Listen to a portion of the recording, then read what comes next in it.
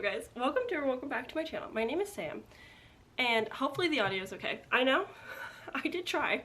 Tried to have a microphone so that I'd be cool like everybody else in this little rant review, but unfortunately it didn't come in time, doesn't work. So I do have a fork for the time being. I was gonna use a retractable fork for pointing, but that has since been lost, and so now I just have a fork normally for pointing and for pretending it is my microphone, which might interchangeably get used with an expo marker. Who knows, really? Who's to say what could happen here? But we're rant reviewing today. So I read this book, I want to say, quite some time ago. It was like a stuff your Kindle thing. I got it for free. I decided to pick it up. It's short. It's like 182 pages. A little romantasy novella. The magic is practically non-existent in this book, but for the sake of the argument, we will call this romantasy. Now, I did myself a disservice just now because I realized I forgot to look up a video to get a definition that I liked. Let's get the definitions of romance versus erotica. And basically she was explaining how in an erotica romance book, there's less conversation about being consensual and doing these things because it's more so just real life kink reenactments, like all the time. And so it's just, you know, it's for the smut. Do it for the smut rather than do it for like plot or whatever. And so basically Savvy was explaining, I'm doing a disgrace to her entire segment on this, but basically saying like in erotica, we know as the reader that this is not good or right or we have issues with it, but because it's through the lens of like pure fantasy, like we can as the reader understand that like this wouldn't be acceptable in day-to-day real life, but in the terms of like sexual desires, it's fine. So that was kind of my quick disclaimer. So let's talk. Oh, other disclaimer, right? If you like this book, cool, great, I'm so happy for you. Books are subjective. Not everyone is going to get along with books, and that's okay. I despise this book. It's one of my worst of the year, hence this rant review. But I just need to talk about it, and if you like this book, I'm so happy for you. If you're interested in this book, go for it. It's not like the worst thing I've ever read, but I just had so many issues and I could not get out of my own brain whilst I was reading it. I've now read this 3 times. I've gone clinically insane, I think. So yes, books are subjective. If you like it, that's great. Don't be mad at me. This is not a reflection on the author. This is not a reflection on the readers. This is not a reflection on people who like these types of things. It is a reflection on me and what doesn't work for me and what I would like to discuss with you guys today. Okay? Great. Let's talk about, oh God. Let's talk about The Prisoner of Silk. Written by Lydia something. I apologize, I should have had. I'm not prepared. Can you tell? I've never done a video like this and I'm nervous. Okay, her name is Lydia Foxglove. I'm sure that's an alias, but that's fine. We will be discussing the book of The Prisoner of Silk. This is the first book in a trilogy. So, in The Prisoner of Silk, we start off with the exposition of our main character. You can't see that. I'll also have on, this is going to be such a trick to edit, but I'll have graphics on because I don't know what I'm doing. I thought this would look good, but the white balance and the light exposure, not good. Anyways, we're following Marie Rose. I don't think I ever caught a last name, but she's a princess. She is the youngest child of, wait, I have images? I'm so prepared. So, our girl Rose here, yes, her name is Marie Rose, but she goes by Rose, is born to the king and queen of Osteria. And if you can tell so far by these poor graphics that I've given you, we have Marie Antoinette. I've, yes, used Kirsten, I think, Dutz for Marie because she was in the film Marie Antoinette. I haven't watched it yet. It's on the list. But she is born to the parents of Sleeping Beauty. Do you see what we're doing here? Yeah, this is a retelling, and it's also Marie Antoinette fanfic. Choices have been decided. Rose is a human girl. She was born after her 10 older brothers. So Rose was like this big deal. Everyone was like, finally a girl. These boys too many of them. This sucks.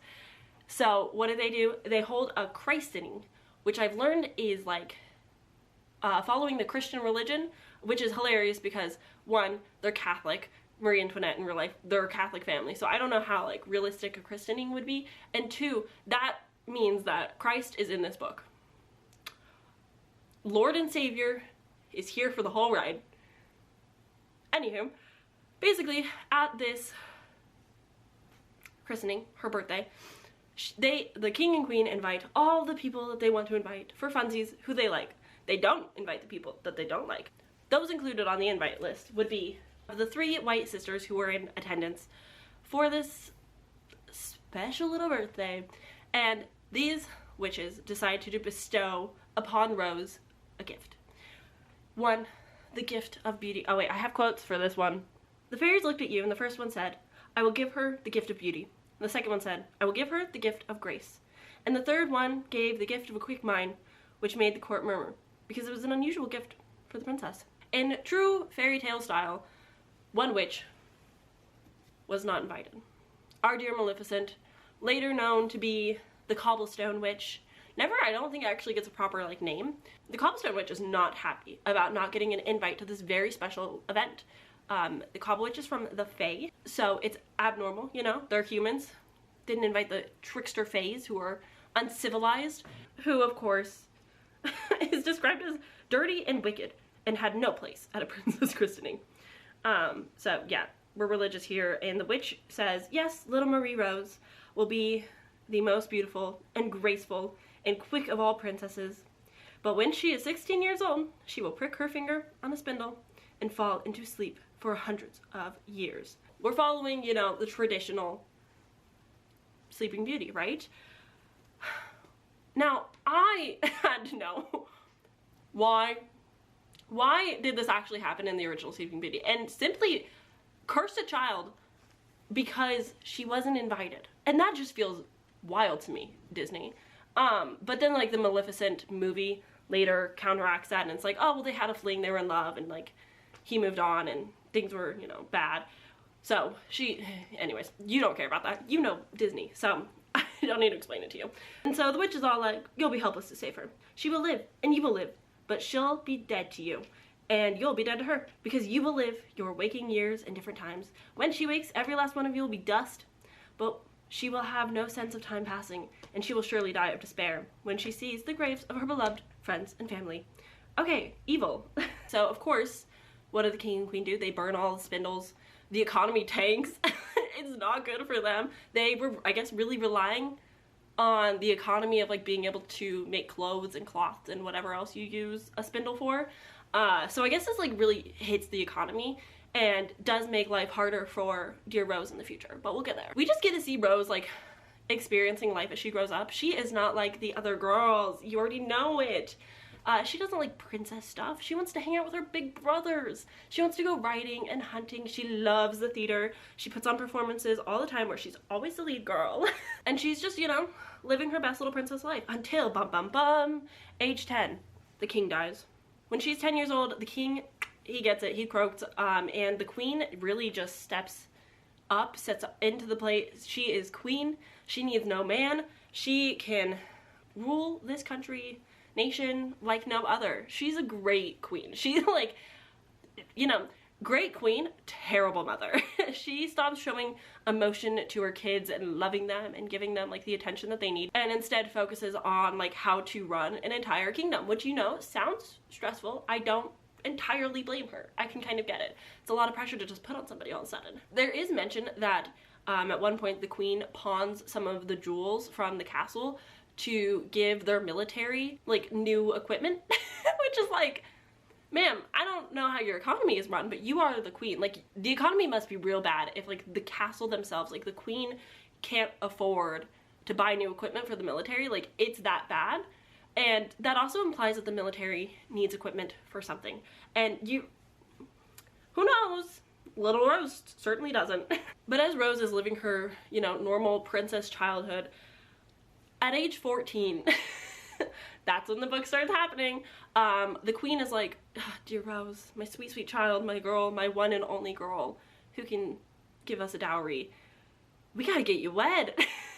And, you know, Rose is like not against this. Like, she is like your stereotypical young girl, like would dream about weddings and like romanticize love and romance and happiness.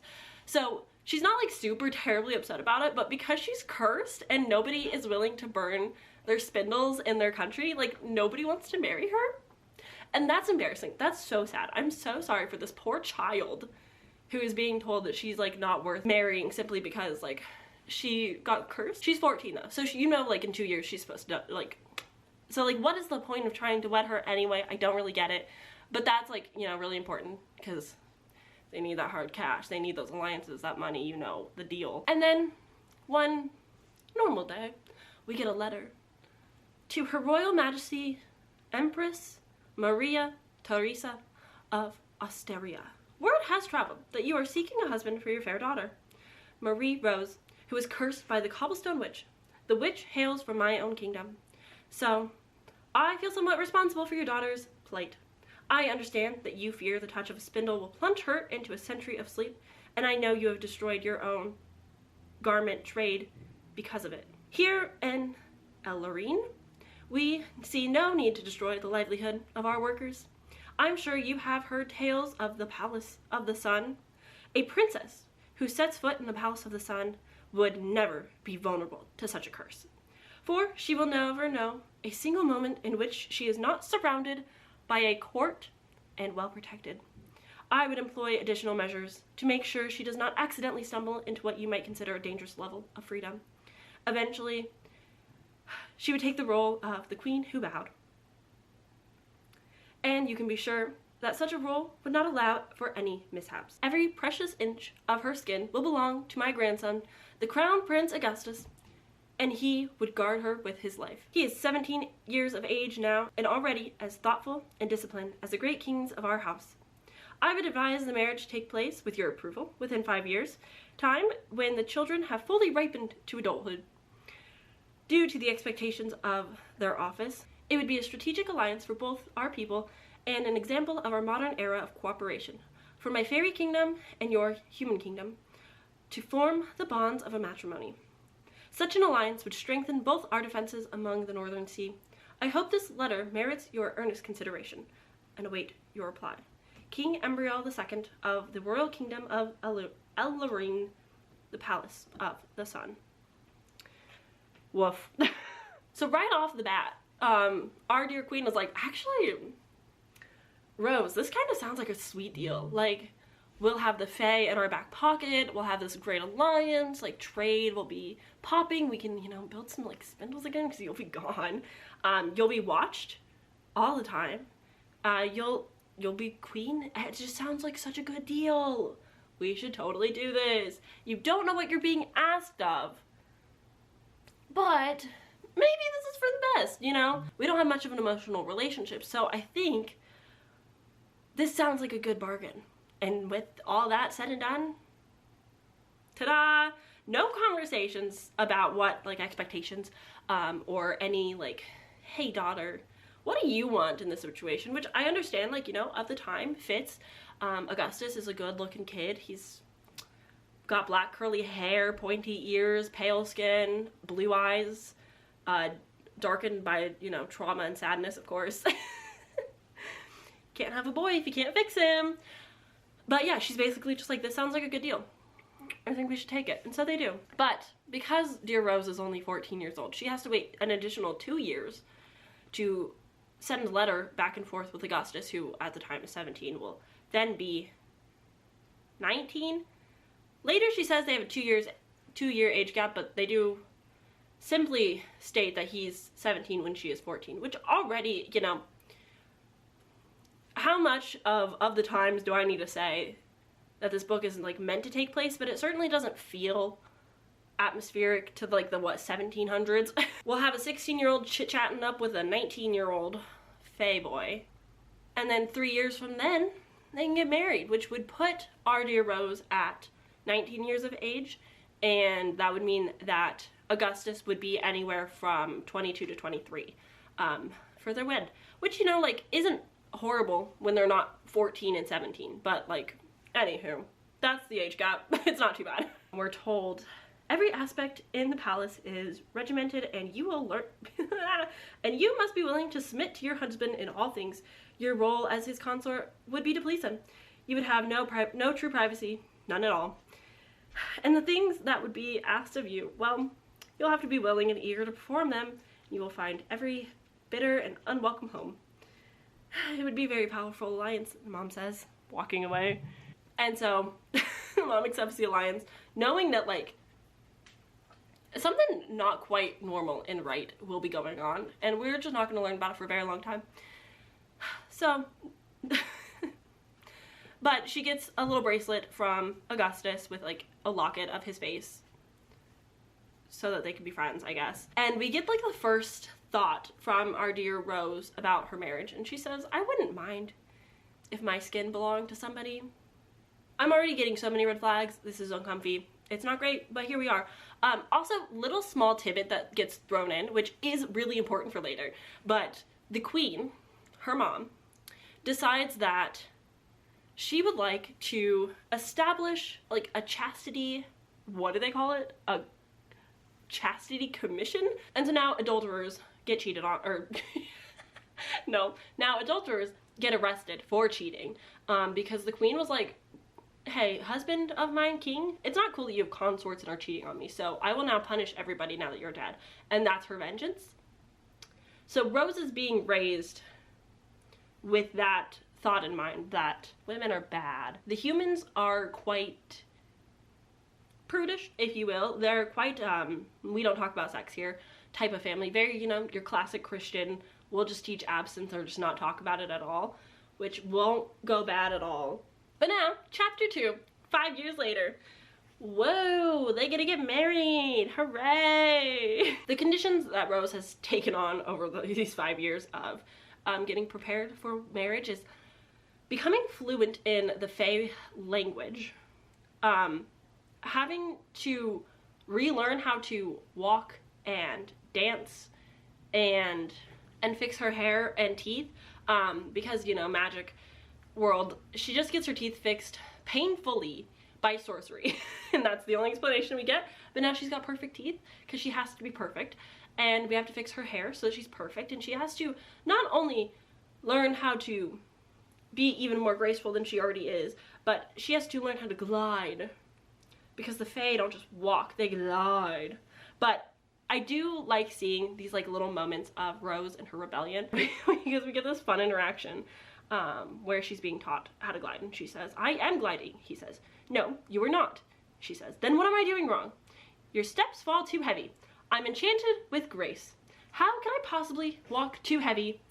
And then he says, but you are graceful like a leaf tumbling around in the wind. You should be slender and gentle as a willow swaying in the tree. And she says, I don't know what you mean. And I just really love that. Rose is also, like, low-key ADHD coded because she just, like, can never sit still for a class. She doesn't like reading because she can't focus enough. She hates writing letters because it's just, like, not interesting to her, but she loves things like the theater and riding horses. Like, she just very much seems like a young girl who doesn't, it comes across like, oh, she's just so not like the other girls, so ruggishly tomboy. She doesn't want to do princess things like learning languages. She wants to go ride horses. I think she just has ADHD. I think she just, like, can't sit still to save her life and things that she finds boring. Sorry. Another thing that I would like to mention here at this moment is that Rose is gifted like 36 fairy gowns, and she's not allowed to wear them. She can just look at them. They're beautiful gowns. They're these stunning, just absolutely incredible pieces of gownery, and she's so excited, but she can't wear it, so she just has them. Just keep that in mind. But then, you know, we start seeing some of the conversations between Augustus and Rose as they're sending these letters, and this is when we get our first little look into the Palace of the Sun. This is where we learn that the court has roles, you could say. There's, of course, the King of the Sun and the Queen who bowed, who will assumingly be the roles that our dear couple will have to take at some point when they become king and queen. But we get this little tidbit from Augustus about how people want to be ruled by gods, not mere mortals. They want the privilege of looking at us, but they don't want to be like us. They don't want us to be like them. We have to play our roles because they crave it with all their being.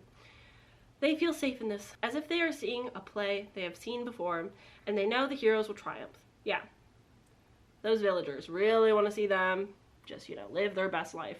And then she says that she has to bow because she was cursed, but she's now 16 and the curse has yet to take her. So I don't understand, you know, magic and fairy lore any better than the rest, but I do feel like if your promise of a curse states that on her when she's the age of 16 and she'll prick her finger and sleep for 100 years, once she's over the age of 16, does that still...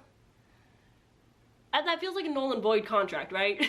Like, is that just me? That feels like a flaw, a plot hole in the system, but whatever. With this knowledge, we get to meet, like, Rose's only female friend that's really mentioned, which her name is Caroline, which I think is based off Marie Antoinette's real life sister, Maria Carolina or something like that. So that's where the friend comes in. And basically the friend is just here to tell Rose how absolutely terrible sex with her new husband is, because like he's just awful. It's painful. She's had no pleasure. She's had no fun with it. It's just like the worst thing to ever happen. And now Rose is like, girl, why are you telling me this when I'm just about to go get married? But in her virgin white dress and pink little ribbon bows and trim, she says goodbye to her freaking family. It's a very like quick goodbye. Like, you meet one of her brothers and they have a nice little goodbye where he's like, wish you well. So that's cool. But then we see Rose and her dog Mopsy get into a glass carriage. I don't know how accurate it is, but I'm literally just like picturing like a box, like a window, but make it three-dimensional, and she's just like sat inside that. That's what I picture this carriage to be, because it's just entirely made of glass. So as Rose is sad about leaving her home for the first time, leaving everything she's ever known, seeing the villagers and friends say goodbye to her, her family, everything this girl has literally ever known, she's saying goodbye to. And she can't cry because she's in a glass box. So, but basically the mom's like, peace, daughter, the weight of our kingdom is literally on your shoulders, good luck, have fun, and she's off. 2 weeks later, we are, you know, journeying through the kingdoms, and we finally reach the border, where she gets to see her husband, her future husband, for the very first time. And she thinks, oh god, I can't sometimes. Okay. 2 weeks later, she gets to the border. She sees Augustus in person. He's big. He's real big. He's got big shoulders, tall guy. Blue eyes, yet shadowed and intense, pointy teeth. He looked as dangerous as any man in my fantasies, and 10 times more beautiful. Beautiful, intimidating.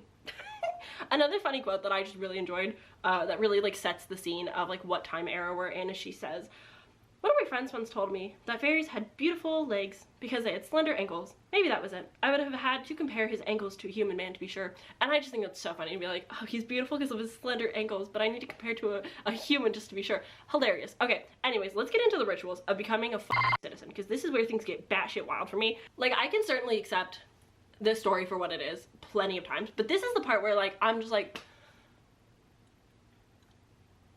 no, I'm sorry. Simply no. So to become a citizen to the fairy world, I don't even want to repeat all of these things out loud. Step 1, before you cross the border, you must leave everything behind. You cannot bring anything from your past life with you. She cannot bring those 36 fairy gowns that were gifted to her that she wasn't allowed to wear. She can't bring those. Sorry.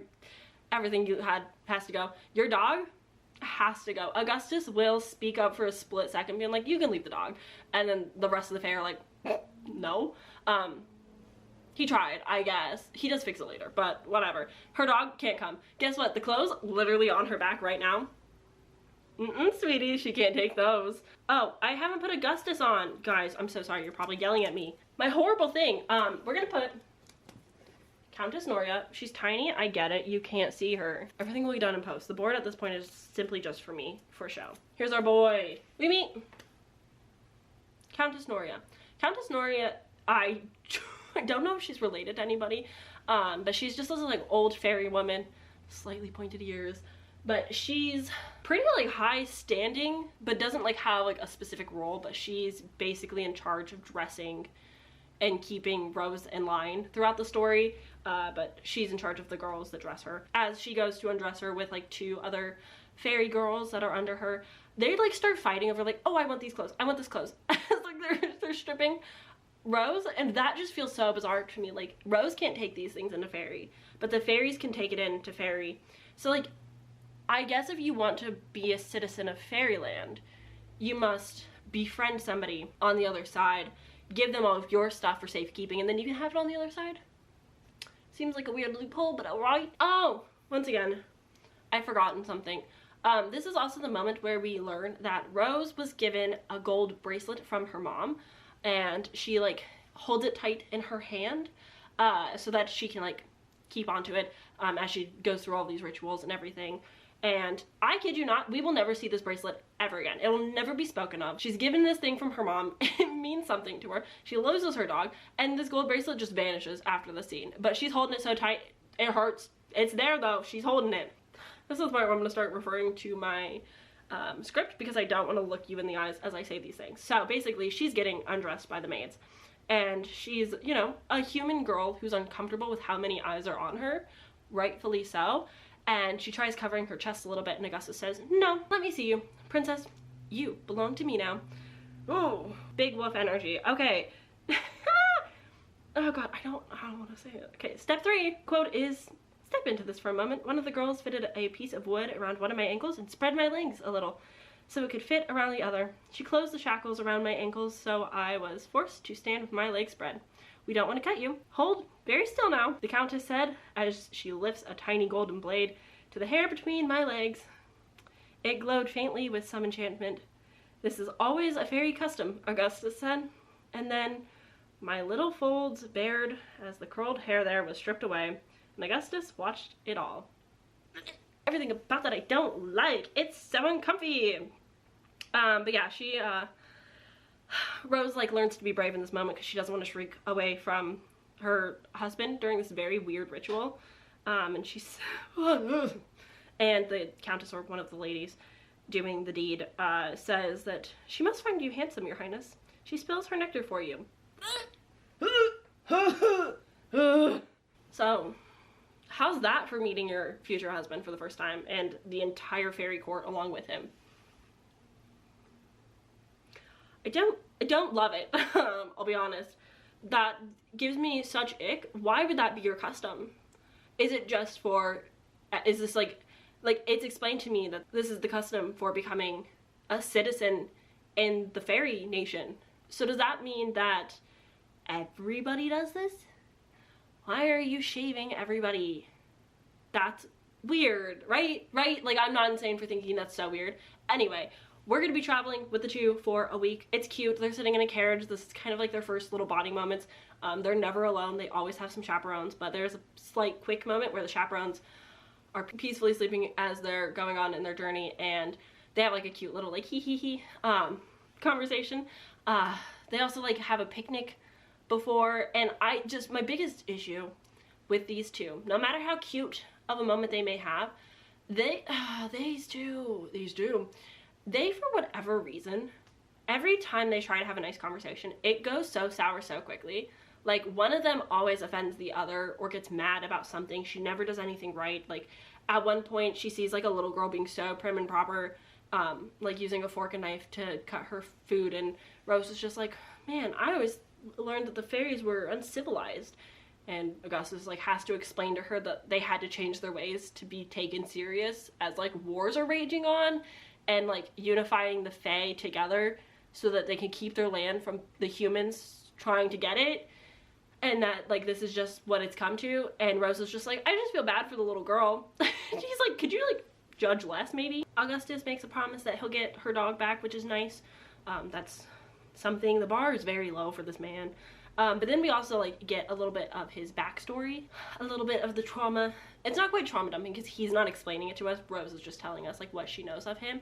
And basically Augustus's mom, dad, and older brother died by via black plague or black fever, and so Augustus like wasn't meant to be heir, wasn't supposed to take the role of king, but it's kind of just like been put on him. And so therefore Rose knows that this is like deep trauma for him that he hasn't really like figured out, because he was just a little shy boy who like, you know, didn't have plans for this and has been forced into the role, and therefore like having to really step up to the plate and get his grandfather's approval, so on and so forth. Also in this moment, our sweet dear Augustus, our kind boy, says to her that he is her only choice and that she needs to remember that should he ever get angry at her, that no one else will marry her, be a spinster, or marry this fae prince who might anger you a couple times. Nothing will ever go wrong and we'll never have to think about this sentence again.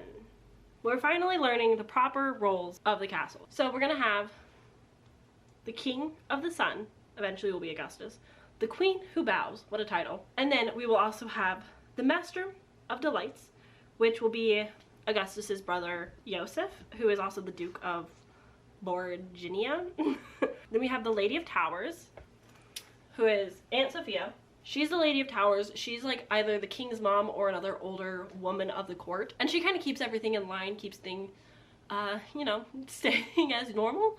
She is a pot stirrer though. Then there's the Sword of the King, who's like the gallant military commander who I don't think we ever meet. Might be his other brother, not sure. And then we have, of course, my favorite, who will stick, the Mistress of Lies, aka Madame Buriel, who is like the king's consort, is my like one of my favorite characters. I feel really bad for her. She is the insert women hating women type character. Like everybody just hates her, nobody trusts her because she's the king's favor, but she's like young and she's called a street rat by the elder aunts of the court. And at one point Rose learns that she was once a prostitute, so you know, we've got to shame the sex worker. She has to be evil.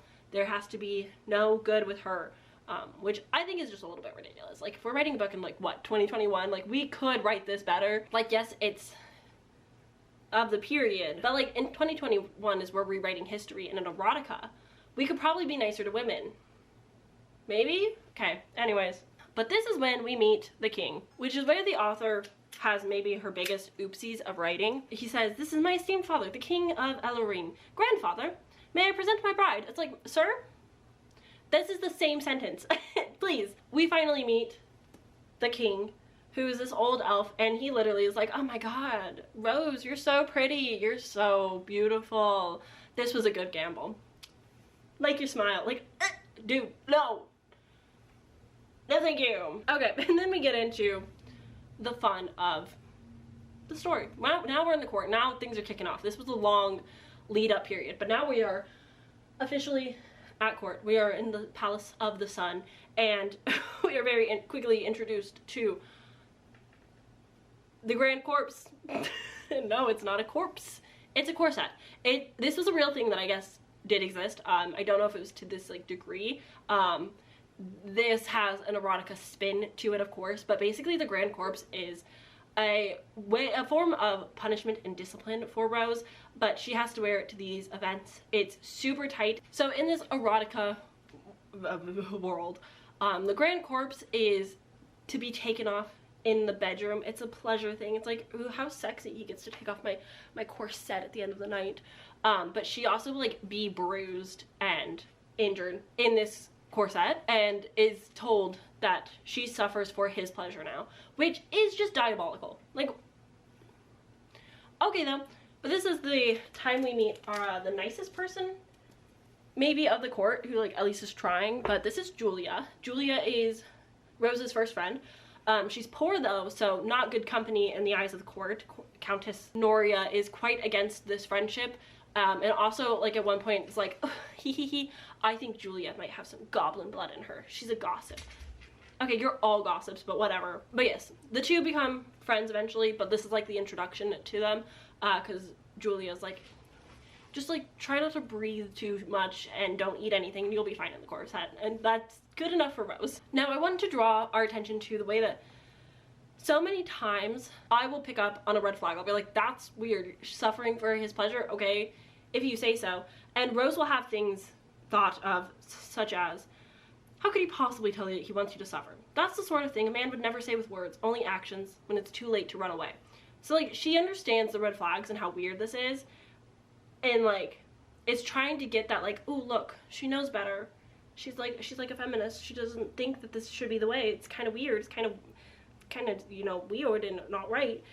But it's never criticized, it's never like addressed. She's never trying to make change. Nobody in the court ever wants to change anything. Like, it's just taken for face value that like this is what it is now, and she just kind of moves on with it. Like, it's totally fine that she doesn't like know how to change, but she just accepts everything so quickly. Like, it's a quick thought of like, God, I can't believe I have to suffer for his pain, and then like so quickly after that she's like, actually it's kind of cool though, I'm his, he.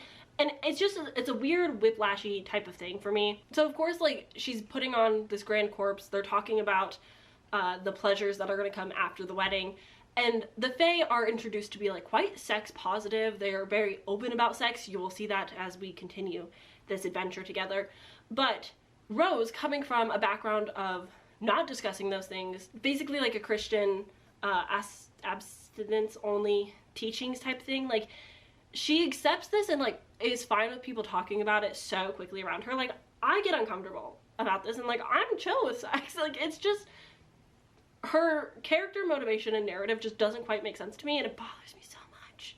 But then the wedding happens and we get their wedding vows. I pledge myself to thee, Augustus's voice was a low whisper, to protect you always, to love and cherish you, to do everything in my power to see that you want for nothing, and to master you completely in the aims of bringing you pleasure. And then she says, I pledge myself to thee, my lord and master, to love and cherish you, to give you my heart and my body to you without hesitation, and to always do your bidding, that I shall be the symbol of your strength. Someone later tells her that these particular vows, other fairy women are spared from such demands, and it's just kind of like her thing, and that Augustus will someday rule over Ellarine, and so therefore he now must rule over her first. It's weird, it's controlling, it's manipulative, it's just uncomfortable.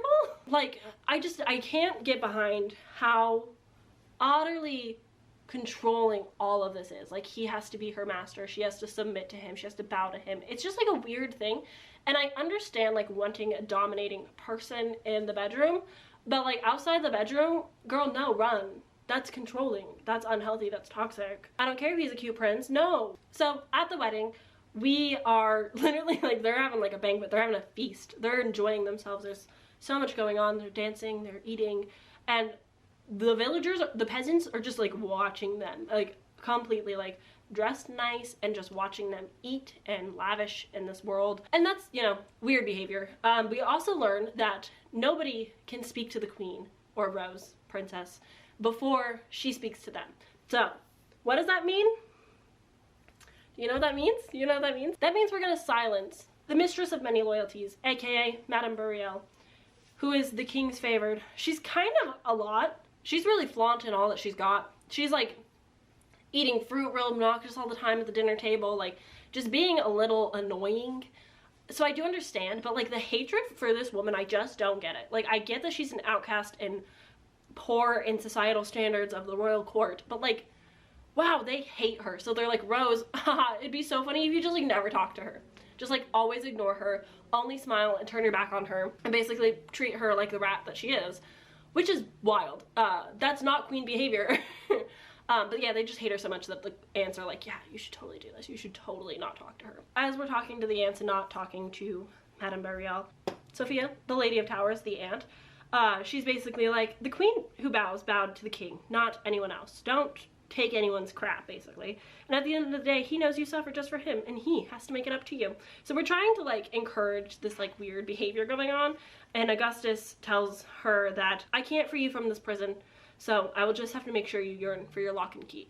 And this is where we started learning that he's got a lock kink. I don't know what that's about still to this day. It's time to leave. It's time for the couple to go on their way to do the hanky-panky, and everybody follows them up to the bedroom, and I was so uncomfortable. I was like, no, we're not doing this. Please, no. Please, I understand that this is theater and they're always being watched, but please don't do this to me. They don't. But everybody does follow them up to the bedroom, and the priest like blessed their bed and each other. It's like putting holy water on the bed and stuff, and it's like weird.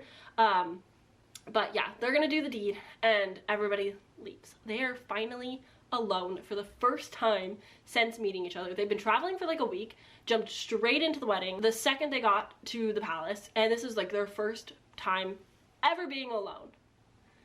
to do the nasty. Oh god, I couldn't imagine the pressure. Oh no. Oh no. Oh, also she gets gifted these golden cuffs that will help chain her to the bed at night from her arms to her feet, so that she can't escape the bed by enchantment or other magical abilities, and she will be in bed all night. So if she has an itch, she has to wake Augustus up. He's a light sleeper, don't worry. If she has to use a chamber pot, just let him know. He'll release her. She's got enough room. Oh my god. She has enough, like, movement. It's like fabric, basically, that holds her down, so she can, like, curl up into a ball and, like, move still, but she is still, like, chained to the bed. Always, every single night. She can't escape it. So that's cool. She does discover that this might be a little bit of, like, a little bedroom fun for her, but she hasn't quite unlocked that quite yet. But she's feeling a type of way about it. But then once they're finally alone, Augustus says, "Finally, you are mine. Tonight, I will master every inch of you, and you will probably feel the urge to beg me to stop. But you won't, will you?" This is when we are introduced to the fact that consent is a little bit gray in this world. And Augustus never really has conversations with Rose about any of this, never, like, super checks in. He does want what's best for his intent is good, but the way that he goes about it is so not good. But yeah, they don't really have consent conversations, and Rose is so scared about doing the deed for this very first time that she is like, "Can I pray first? I'm so scared, can I pray?" And he's like, "We just got blessed. You're fine, babe. What's your worries?" But basically, Augustus assures her the best that he can, being like, "Don't worry, Fairy know, like, what's up. We know how to please and seduce. So don't worry about what your friend told you. That's like a human thing. The fairies don't do that." God, this makes me so mad. As they're starting to do a little bit of foreplay, Augustus thinks that this is the right time to start, like, talking about his past traumas, and that just feels so weird. Like, what a bonding moment. Let's take Rose's virginity. Not Augustus. He had a lot of consorts growing up that were sent by his uncle. Weird. But yeah, basically, he's like, "Before we take your virginity, let's talk about my past and talk about the history of my nation."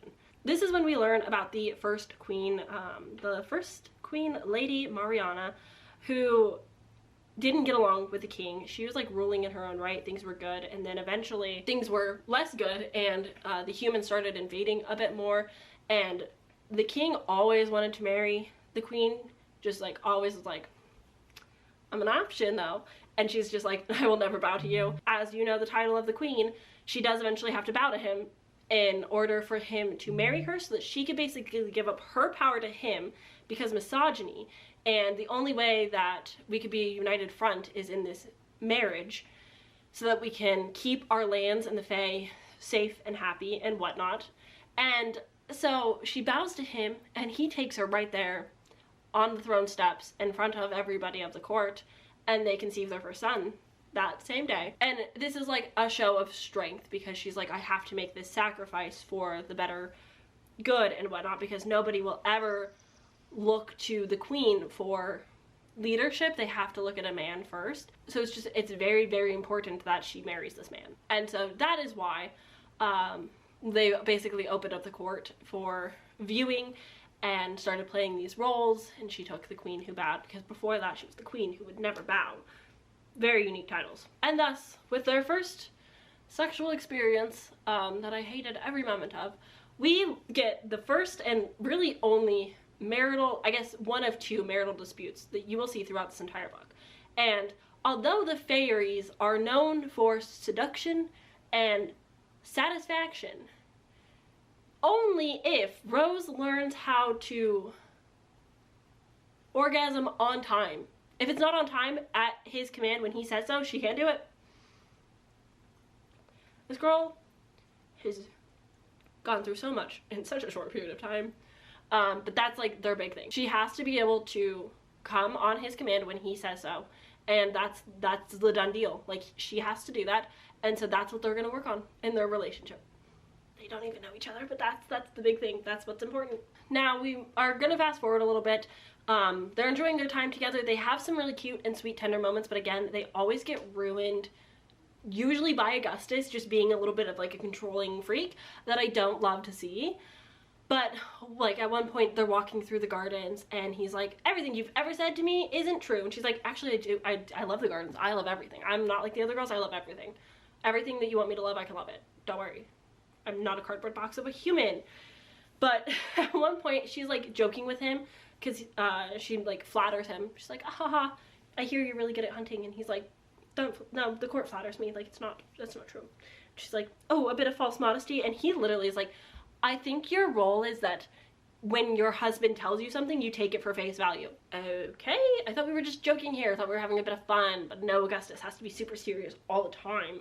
And this is basically how like every conversation between them goes. It's like they just always, it always resorts back to something weird of just like, you need to be submissive, and that's just that. In the gardens, she also once again ignores Madame Burial because no one's like telling her she has to do this. This is the only form of control Rose really has, which is so sad to see that like the only thing that she has going for her is that she doesn't have to talk to this one lady that everybody else hates because she was once a sex worker and is favored by the king. Therefore, everyone has to hate this girl. Therefore, that's the only little bit of control and power Rose gets in this role of being the princess of a very like new place, being a human in the fairy world. Like, it is just kind of sad to think about, like, this is their roles, this is what they have to do because she needs something when she's lost so much that like this is the one thing she's got. Wild. We're also introduced to punishment, but in the form of kink. And now like Augustus just kind of like appears. There's a line where Rose is like, he always knows when I'm forgetting my place. And like basically he'll just like show up and demand some type of sexual favor, whatever it may be. And that's just like him reminding her who she belongs to, and that's the thing. So like her punishment is just like doing stuff with him. It's whatever. It's just like one of those things where it's like, consensually this is so fun. Like, ha ha ha, we're slipping away from societal pressures to like go have some fun and let loose a little bit. But like it always comes from like a more domineering, controlling side that just like makes me a little uncomfortable. It's like, okay, we could just like have the conversation like, hey girl, you down for these things? Great. A big issue I have with this book, I understand that this is meant to be a place of fantasy where you don't have to have those conversations because it's such a turnoff to just check in with each other. But at the same time, like, the cover of this book looks so innocent and sweet, and like, you never know who's gonna read this. Maybe they don't have the same conversations around sex as other people and they think this is what's correct and this is what's right, and it's just perpetuating a negative and unhealthy relationship standard, and I just don't love that. And that's my issue. Anyway, now we get an interlude. Whoa! We are with the Cobblestone Witch here, who is like a master of disguises. She can have an older look to her or younger girl look to her. You get a little bit of insight of like politics and world building through the witch, actually, because the witch has like a bigger objective, a bigger goal, which we'll get to. But she loves the people of this village. She cares so deeply for everybody. She's like kind of a saint to them. So she's just like doing her normal thing. And Countess Noria shows up and is like, hey girl, so the princess is not like behaving like she should be. She's not talking to Madame Burial, and that's like really upsetting to us. Okay, go off. That's the thing to be upset about, I guess. And so she's like, we need to discipline her. We need to punish her. We need to show her her place. They come up with the evil plan, punishing her by making her wear the Grand Corpse. They like write a letter to a physician and get like a fake doctor's note being like, her posture is just not good. She has to wear the Grand Corpse every day. And that would teach her her place. That'll do it. But besides this like, ooh, evil genius plan, we learn that the Cobblestone Witch loves innocent people, children, animals. She gets along with them great. She's got like a little bit of like a complex feeling towards Rose because she's like, oh, sweet girl, they love you now, but they won't forever. And she's like apologetic for bringing this child up with like this curse in the world, but it's for like the good of all type of situation. And so she does kind of feel bad, but she also has like this weird hatred for Rose, and it's like, she's a child, what do you mean? But yeah, that's a little insight that we get. She's like, oh, I don't want to like hate on this kid so much, but at the same time I kind of hate this kid. And then right after this we get an Augustus chapter. I actually like his chapters, even though I can't necessarily stand him, because it's weird. He feels bad for putting Rose in these positions, and yet he keeps doing it because that's the societal pressures that are put on him. And so like he's going back and forth being like, I'm sorry to do this to you, but also I'm not gonna stop and I'm not gonna try and change things. Very complicit as a prince, just like, yeah, I'm gonna be future king, but like I don't there's nothing I'm gonna do about that. Like, this is what the people want and this is what I'm gonna give. So what does that mean? That means he's gonna start taking Rose for riding, hunting excursions. Like, this is their way of getting out of the palace and being watched. They always run away from the guards, and like, this is just like their bonding moment. And it's kind of sweet that they get this time together, that it's just, hey, let's go ride some horses in the pasture and have a good time. But we also get a weird uncomfy scene where like Augustus shows up to Rose in her chambers, just like writing a letter to her mom, or trying to, and like goes down on her very loudly and uncomfortably when a maid walks in and doesn't stop, and then like continues doing the things just to get the maid to talk so that it gets back to the court, and the court like thinks highly of the prince, even though Rose is incredibly uncomfortable the entire time and is not having fun. And he's like, oops, feel a little guilty, but it's like too late. They're gonna chit chat and gossip about it, and that's good for my reputation. And that just like is weird to me. It's weird. But guess what? He doesn't let her finish. Why? Because it's only on his demand. Back into Rose's perspective. She's mad about this whole Grand Corpse thing, so the aunts and her start this little rebellion. They decide, you know what if we just all don't wear our corsets anymore? And so they do this. They do it for like a month or two. Like, they genuinely just like try to break the rules, just rebel entirely. And it's like, yeah, this is good. These are the movements that I like to see. Like, yes, don't wear your corset because they tell you to. Like, you're blessed with this grace and beauty and like quick mind. So yeah, your posture is probably fine. And they're blaming Madame Burial for it, of course. And so yeah, they all just like stop wearing their corsets for a while, just to kind of like stick it to the man for a little bit. It doesn't last forever, but I did like this active rebellion. Now we're getting a bit of an insight of just like day-to-day life, and we meet our final friend, Louisa, or Princess Bala or something like that. But the three of these girls become very close-knit. They're gossiping all the time. They have tea all the time. They put on theater in the attic for Augustus only to watch. It's very cute. It's very sweet. It's very like, yeah, we're a bunch of young adults getting together. At this time, Rose has a new dog named Storm to be friends with her previous dog Mopsy, now renamed as Peony. They're all bonding. She gets a letter from her mom about like not wearing the corset, and eventually a letter about like not talking to Madame Burial. Her mom's just like very involved in the politics. Like, word keeps getting back to her, and so she's like scolding her child via letter. Very like mom vibes. And then we get another writing scene. These are some of my favorites. This is the only time that Rose has any freedom, is when she gets to leave the palace. She gets to wear pants.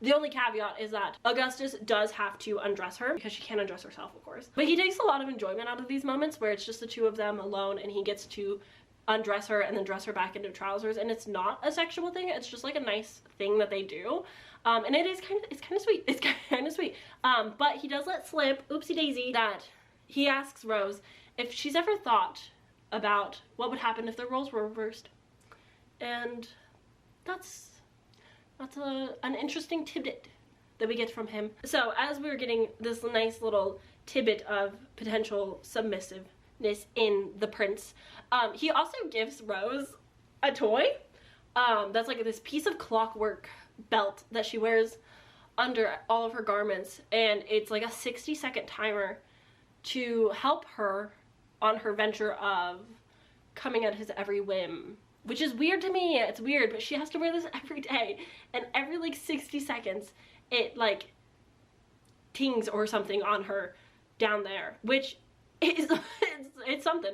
That is something. I never would have thought that would be in a book that I read, but here we are. Yeah, she still can't finish on his every request. I think it happens once in this book, and eventually it gets easier for her, but like with the help of this toy. And it's just like it's a weird situation that I would have never thought I would read about. What a weird combination of things to have to happen. But yeah, they go riding. It's nice. It's lovely. They have a good time. She gets freedom. It's the only piece she knows. Internally, because Rose is unable to do this thing, she knows that she's upsetting Augustus and like the society of things going on. She has the thought, growing slowly addicted to the pleasure of being someone else's prize, which is like a weird, like, okay, like I guess if you're enjoying being this submissive role, I'm happy for you, and I'm glad that it's working for you. But she's also trying to rebel in so many small ways all the time that like clearly it's not working for her. And since this is like already a weird situation, it gets even worse when they're playing cards one evening before everybody's like off to go to bed and whatnot. Augustus is playing cards with his brothers, and they're like having a jovial time, but she goes over to sit with them, and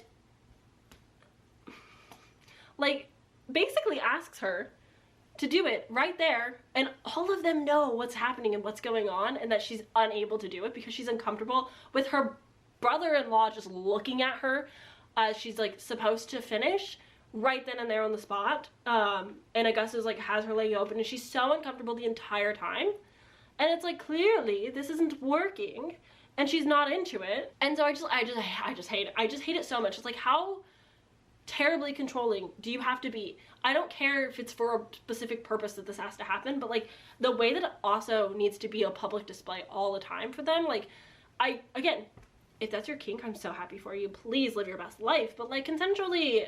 If your partner's uncomfortable with that, stop. Like when your partner starts to dread conversations with you because they're scared of what you're gonna ask of them, reflect, bad. During this evening, Rose is talking to her girls, the gal pals, Louisa and Julia, and is like, yeah, I mean, like, things are kind of weird right now, but like, Augustus kind of like said something that like sparked something in me. And he said something about being submissive, and they're like, shh, shh, shh, don't you dare say that. Don't say that out loud. Guess what? Gossip spreads. Everybody knows. Everybody hears that the prince wants to be a bottom. He wants to be the lady in the role. This book just falls so heavily on like misogyny and stereotypical gender roles. It's just like, I don't love it. I don't love it. Because this gets back to Augustus and he finally finds out that this has happened. In like the book's version, he just slips her a little potion. But he basically drugs her that she's no longer able to climax this evening, and he chains her up to the bed and goes at it forcefully all night, where she's slightly aroused and slightly into it, while also like unable to have any release from it, and it just goes on forever, and she's just like screaming, she's scared, she's uncomfortable. Everybody in the castle can hear it, and Augustus is pissed. Obviously, like, if you're into bondage, that's fine, but like, she's scared. She's a scared girl. She doesn't know what's going on. She feels bad. She didn't mean to speak out of term and like cause any issues and drama. She was just talking, like, confiding in her friends about something private. But yeah, he's so mad that he says that he regrets marrying her, and then also it's like regretting bringing her because he can't be mad at her while like being aggressively mad at her, but he's like, oh, I just can't stay mad at you and it's your fault. And so she needs to be reminded that he's the master of her even in private, and that's just like, girl, no, that's sad. And so that evening happens and everybody knows, and it's uncomfortable and weird and toxic and gross. So the next morning Augustus does it again, but with a different type of potion. He gives her to her. He's like, drink this, babe.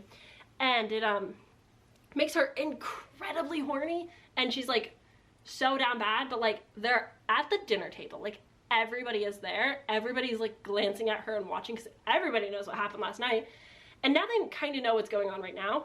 And he starts to play with her and commands the magical word at the dinner table in front of not only the court having dinner with them, but the peasants watching them have dinner.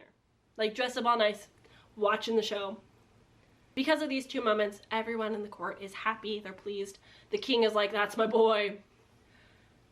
Not submissive, even a lick, haha.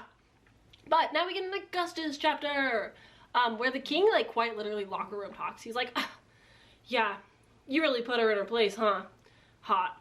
Also, can you, like, stop this squabble between her and Madame Burial? Like, if you could get them to talk. This has gone on a bit too long. It's been like 7 months. And so like weird behavior from your grandpa, I suppose. Weird.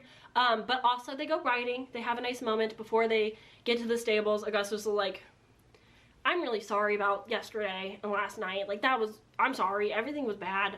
And you're upset about it. And so I'm gonna make it up to you. We're gonna go riding. But also before that, do you wanna like give me a little BJ? You can be as rough as you want. And that makes it all better. Like now they're fine. They've made up. Everything is good again, I guess. So now we're gonna get another cobblestone witch. Yes, Maleficent. Tell me your good deeds. Basically, a villager comes up to her and is like, hey, my daughter died. Can you pray for her? That's so sad. It's so sad.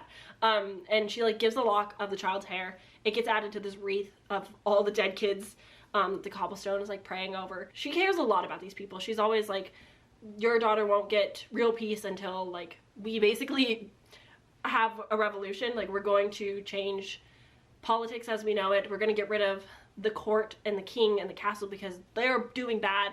And like, it's hilarious. Like, I understand in the Marie Antoinette fashion of let them eat cake, she doesn't understand how privileged she is as royalty, how they have all the food that they could ever need and more, while their subjects are suffering.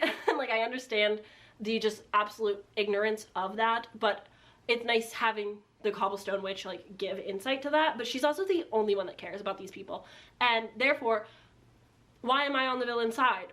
I'm supposed to like this couple, but like, I actually kind of agree with the witch.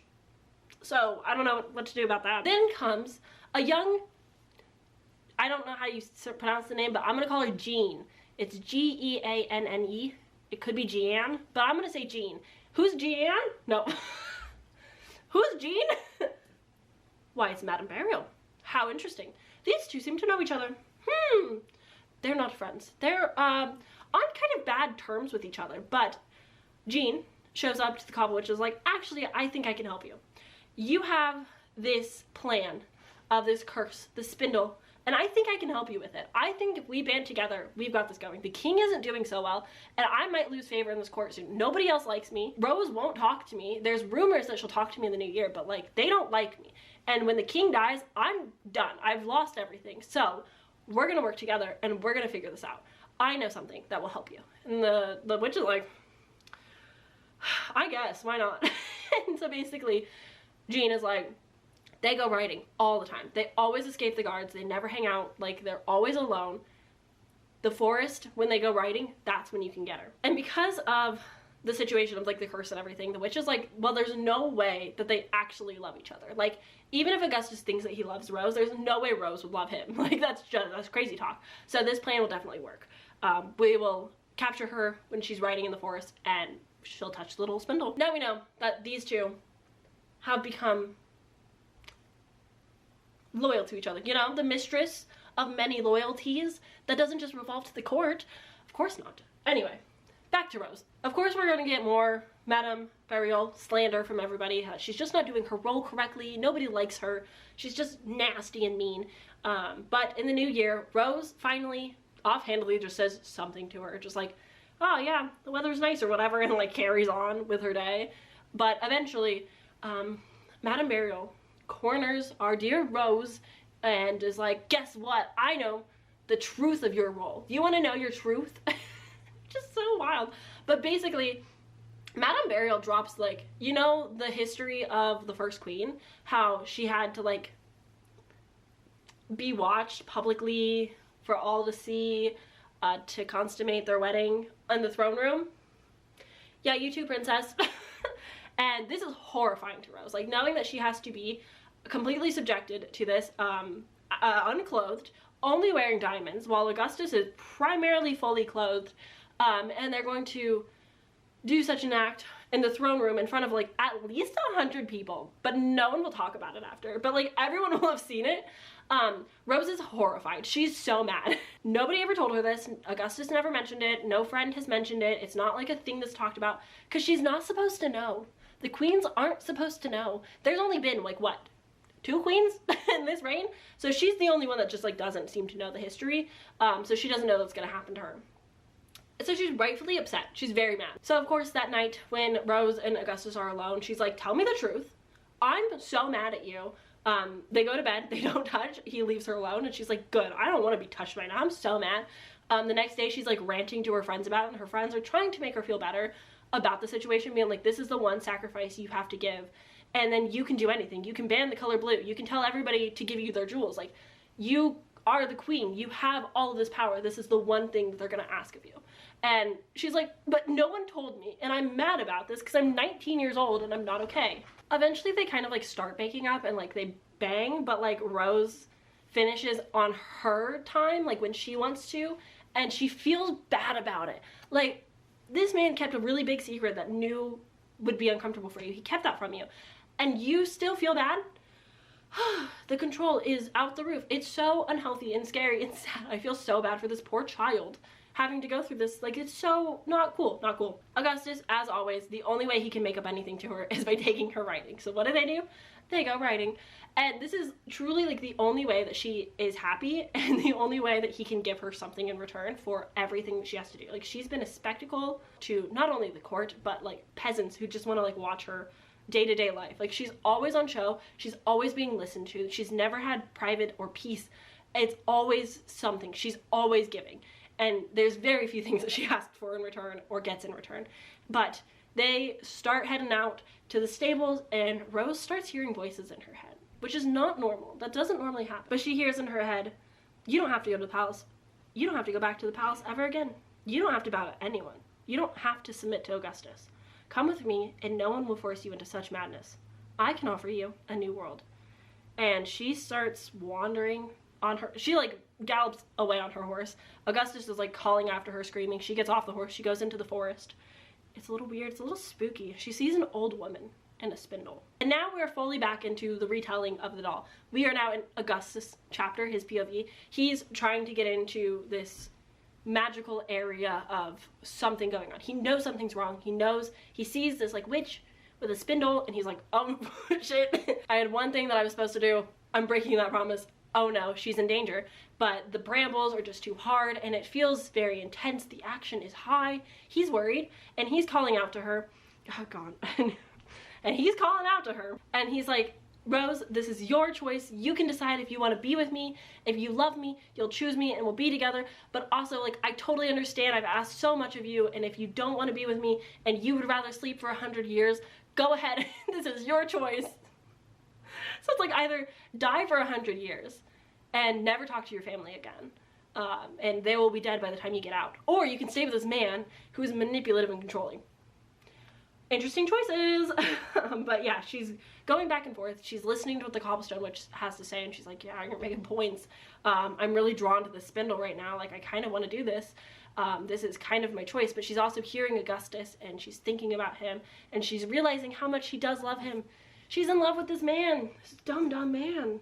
And so she hears the witch saying things like, I'll put you to sleep, and while you sleep, I will tear down this corrupted world and offer you something better in its place. Equality, liberty. We will return to the days of freedom, of warrior queens and starlight dances. Yeah, no, I would probably sleep for 100 years for that. That sounds kind of nice. But of course, we got Augustus, who's not as strong of an objector, to be honest. He's just like, we can try and push our luck at the rules. I would actually really like that. I would really like if you could dom me and like, we can try to bend some of these rules. We can try to make change. Like, I can't promise change, but we can try. And it's just like real wild when you're trying to make promises before somebody like dies for 100 years to be like, well, I can't change anything. I know I'm gonna be king, but I can't fix the things that are going on. So this is kind of just where we're at, and this is what life is gonna be. But we can like bend some of the rules. Like, we can't change them, but we can like manipulate them. And she's like, he won't break rules for me, but I love him. Like, okay, if you say so, girl. Like, I don't know. The witch made points. The witch made life sound pretty good. But through the hazy, fuzzy thoughts of Rose's head and the magic of the witch, she reaches out for Augustus, and she chooses him. And the witch disappears, the spindle is gone, the magic is gone, and as they are arriving back into like the fields out of the forest, the guards come running up and they're like, I'm so sorry guys, we lost you. There was this blue stag that we really wanted to see and see if we were lucky. Also, hate to drop the ball on you here, the king collapsed. And now we're back with Rose's perspective, and we hear that the king has been cursed, some type of illness. Madame Burial was taking care of him for quite a while, as he continuously was dying. He was just not doing good. He was dying. And eventually Sophia, the Lady of Towers, is like, actually, I think blood needs to attend to blood. So like, if you could get out of here. So Jean flees. Jean is out of there. She's gone. And eventually we learn that the king is dead, and that Rose and Augustus will be king and queen of the land. And whilst we get news of the king dying, Rose thinks to herself that she deserves some kind of happiness. They're too young to be ruling this land. It's been sprung on them so soon, they're not ready for it. And she deserves some kind of happiness. So when she's queen, she's gonna wear all the jewels she wants, and she's gonna adopt a bajillion dogs, and she's gonna plant her own garden. And that will be her happiness. The king literally just died. And so it's just hilarious. Like, the king drops dead from a curse. everyone's gonna be mourning this man because he was liked by his family, of course. And she's just like, dogs and diamonds and flowers, how lovely. It's like, girl, you're about to be a queen of a whole nation. Like, you've seen your mom do this, and like you're concerned about the flowers? Wild. She's a child and she's not ready for this responsibility. I can understand why Augustus like, we're too young for this. And then we get our final chapter of the Cobblestone Witch. She's fled. The guards were like looking for her. She disappeared, can't be seen. The villagers are like, what a shame, they can't find the witch, haha. Oh, how sad for them, boo-hoo. And then they're talking amongst each other about how, oh, the Cobble Witch will return with a new face into a new home, and she will keep fighting for us. She will keep coming back. She will not let go of this so easily. They've got nothing on her. They're doomed. And as Madame Burial is fleeing in a carriage, trying to get away, unsure why, but is seemingly very scared of like something happening to her, there's a witch, an old lady, a hag in the road. The two of them connect once again, and the witch is like, yeah, no, we're an alliance now. Like, we're a unity. Like, you and I are going to make change. We've got this. And Jean's like, I'm sorry, did you kill the king? I did kind of like him, and I liked my power. I had choice. Like, I was doing really good, and you just killed him. And she's like, I didn't technically kill him. So that just like kind of happened or something. Like, that wasn't me. But I have a new plan. The witch has a new plan. Oh yeah, she was ready for this. She was like, I know exactly what we're gonna do here. And Jean, you're perfect for this position. So you have nothing now. And instead of going back to the streets to be a sex worker, let's unite. And we will do the best harm we can do by the form of slander. You will go around and talk bad about the king and queen, and that will ruin them. I love an evil plan. So yeah, that's how the book ends. The book literally ends with them being like, oh, slander, the best kind of evil genius plan. Like, it's so comical. Like, I'm rooting for the villains, but they're so dumb. Like, their villainous plans, it's like, ooh, wear a grand corpse and slander them, and then nobody in the village will like them. It's like, the villagers, I don't think, like them. I don't think that's happening. We're not getting enough perspective on like the world around it. The world building is so lacking, but the set designs are so good. Like, the way that Lydia can describe the world and like the rooms and the gowns is very good. She has some good writing things that happen, but it's just like, what is the point of this story? Like, it's so weird. She's 19 when she nearly pricks her finger, but like, because of true love, which the witch didn't ever think would happen, she doesn't ever prick her finger. So like, how's the curse not broken at 16 anyway? Let alone how it's so easy to just like completely dismiss the fact that like it's just so easy to break the curse, and it just feels so pointless for so many things. They're just like bad villains, but like wanting equality and liberty and freedom for the people and wanting to go back to a time where like the villagers were happy. It's weird that she's the villain, and like the palace just like don't get it, and like Rose doesn't listen to her at all, and like she's meant to be the villain. I just I don't get it. I don't like it. Anyway, a lot of this was inspired by the real story of Marie Antoinette, the queen prior to being beheaded for the French Revolution, but mixed with a Sleeping Beauty erotica fanfic story, which is wild to me. Like I said, this is going to be a trilogy, so the other books are already out, I think. The second book is going to be introducing the love interest Axel, who is based off the Swedish commander, who potentially, maybe, Marie Antoinette had an affair with. Even though she did like King Louis just like wasn't quite good enough, I guess.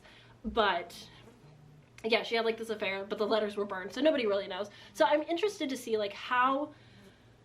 No, I'm not interested. I'm not going to read on. Unless this video does so well, I have no plans of continuing the series, even though I've read it now 3 times, and I enjoy it more I read it. Like, it's still bad, and I hate all of the sex scenes. I hate all of the controlling moments. I hate the relationship dynamic, but I don't hate as many things about the book now that I've read it so many times and I've sat on it for so long.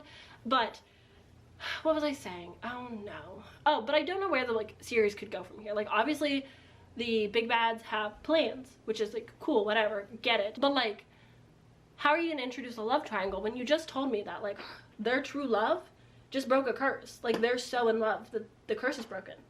And yet somehow you're going to introduce a new love interest? Like, that just doesn't work for me. That doesn't make any sense. So I'm interested on how that would like play out, but I'm not interested enough to figure it out. But yeah, that's the video. I just really need to talk about this. The misogyny in it is just so much all the time. It's just why. The lack of consent, the weird controlling, dominating situation. Like, I understand in the bedroom where that can come from, but like without the conversations and just like throwing it into a fantasy world and that being the expectation, it's just weird. It's a weird thing.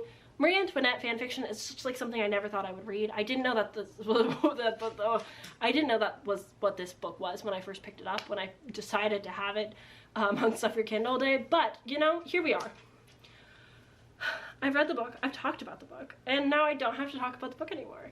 No, this wasn't as harsh of a rant review as it probably would have been when I first read this book like 2 or 3 months ago. Now I've kind of like chilled a bit on it and I'm less upset.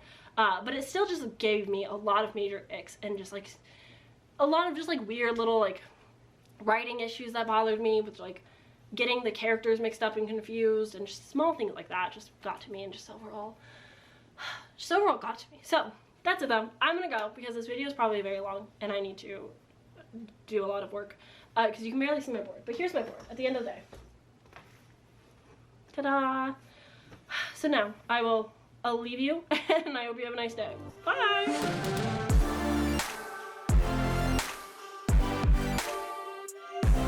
Mine's like, you suffer for his pleasure now. I don't know if I can keep doing it. I will at least get to 50% before DNFing.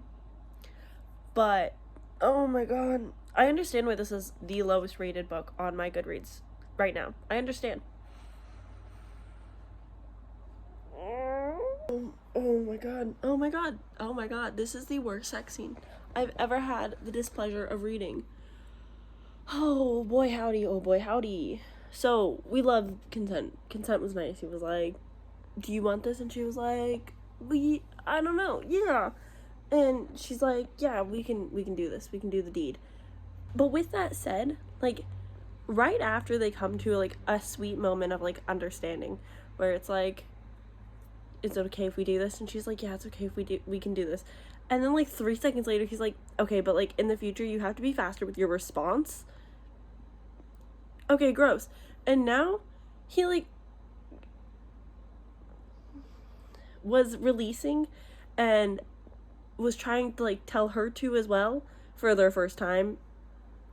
And then after he's done, he's like, yeah, so you're gonna have to learn how to do that when I tell you to. Like, sir, this isn't hot or sexy. This is gross and icky, and I don't like anything about this. So yeah, once I get to the halfway mark, I think I'm DNFing. I can already tell that this will likely end in pregnancy. It's apparently a series, and nothing has happened. And this whole court, like the whole fake courts thing, is that it's like a play. Everyone has a specific role that they have to live by, and like they're constantly watched. And nothing about this is fun. I don't recommend. Nope.